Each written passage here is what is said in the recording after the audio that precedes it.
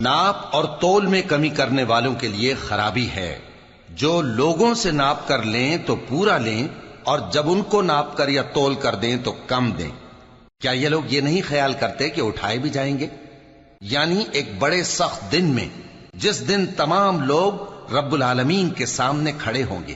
سن رکھو کہ بدکاروں کے اعمال نامے سجین میں ہوں گے، اور تم کیا جانتے ہو کہ سجین کیا چیز ہے؟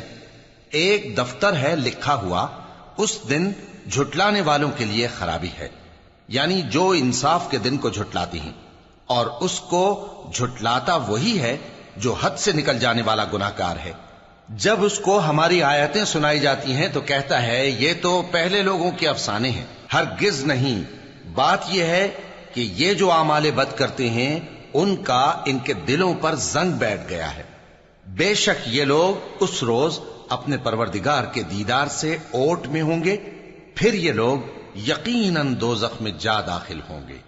پھر ان سے کہا جائے گا کہ یہ وہی چیز ہے جس کو تم جھٹلاتے تھے۔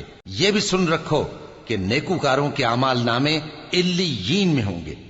تم کو کیا معلوم کہ علیین کیا چیز ہے؟ ایک دفتر ہے لکھا ہوا جس کے پاس مقرب فرشتے حاضر ہوتی ہیں۔ بے شک نیک لوگ نعمتوں میں ہوں گے، تختوں پر بیٹھے ہوئے نظارے کریں گے، تم ان کے چہروں ہی سے نعمت کی تازگی معلوم کر لو گے۔ ان کو شراب خالص سر بمہر پلائی جائے گی جس کی مہر مشک کی ہوگی۔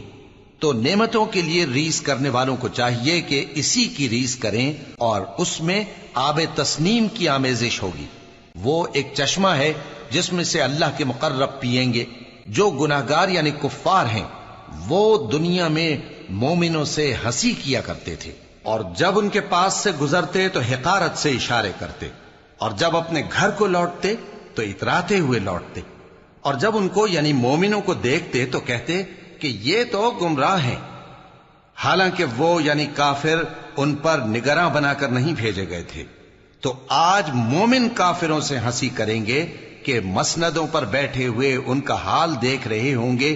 آج کافروں کو ان کے کاموں کا پورا بدلہ مل گیا۔